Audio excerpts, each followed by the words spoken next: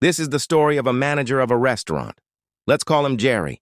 Jerry is always in a good mood and always has something positive to say.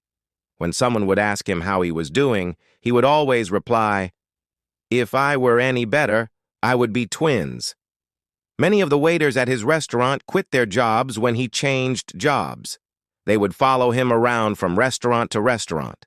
The reason the waiters followed Jerry was because of his attitude. He was a natural motivator. If an employee was having a bad day, Jerry was always there telling the employee how to look on the positive side of the situation. Seeing his style really made me curious. So one day I went up to Jerry and asked him, "I don't get it. No one can be a positive person all of the time. How do you do it?" And Jerry replied, "Each morning I wake up and I say to myself, I have two choices today.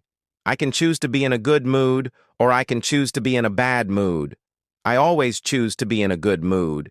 Each time something bad happens, I can choose to be a victim or I can choose to learn from it. I always choose to learn from it.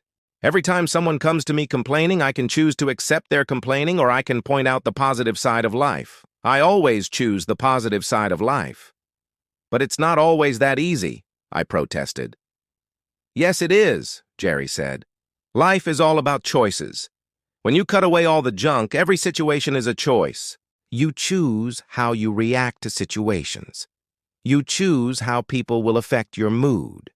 You choose to be in a good mood or bad mood. It's your choice how to live your life." Several years later, I heard that Jerry accidentally did something you are never supposed to do in the restaurant business. He left the back door of his restaurant open one morning and was robbed by 3 armed men. While trying to open the safe, his hand, shaking from nervousness, slipped off the combination. The robbers panicked and shot him. Luckily, Jerry was found quickly and was rushed to the hospital. After 18 hours of surgery and weeks of intensive care, Jerry was released from the hospital with fragments of the bullet still in his body. I saw Jerry about 6 months after the accident. When I asked him how he was, he replied, "If I were any better, I would be twins. Want to see my scars?" I declined to see his wounds, but did ask him what had gone through his mind as the robbery took place. "The first thing that went through my mind was that I should have locked the back door," Jerry replied. "Then, after they shot me, as I lay on the floor, I remembered that I had 2 choices. I could choose to live or choose to die. I chose to live." "Weren't you scared?" I asked. Jerry continued, "The paramedics were great. They kept telling me I was going to be fine. But when they wheeled me into the emergency room and I saw the expressions on the faces of the doctors and nurses, I got really scared. In their eyes, I could read, 'He is a dead man.' I knew I needed to take action." "So what did you do?" I asked. "Well, there was a big nurse shouting questions at me," said Jerry. "She asked if I was allergic to anything." "Yes," I replied.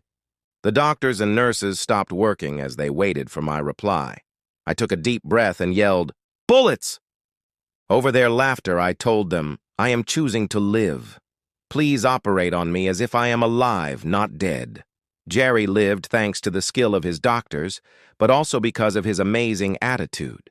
You see, in life, in your life, I learned from him that day that every day you have the choice to either enjoy your life or to hate it. The only thing that is truly yours that no one can control or take from you is your attitude. So if you can take care of that, everything else in life becomes much easier.